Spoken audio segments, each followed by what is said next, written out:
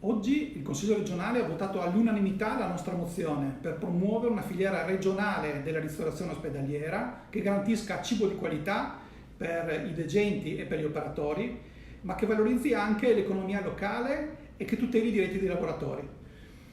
Dopo gli esami dell'Università di Trieste sulla qualità pessima erogata del cibo presso l'ospedale di Catinara,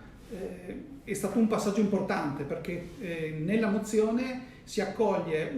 la priorità ad avere una filiera locale per migliorare i controlli, ma anche appunto per rilanciare l'economia locale. Pensiamo che il bando del 2017 proponeva un prezzo per questo servizio di oltre 240 milioni di euro per 7 anni.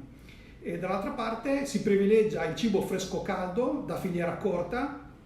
e infine si garantisce che dove non può essere fatto il cibo fresco caldo, la sede di preparazione del cibo sarà comunque in un ospedale del Friuli Venezia Giulia e in qualche maniera si garantiranno tempi di conservazione del cibo di massimo 5 giorni. Pensiamo che adesso il cibo viene consumato anche 20 giorni dopo la preparazione e viene prodotto in Veneto. Una vittoria importante e sicuramente ricadute positive sia per i pazienti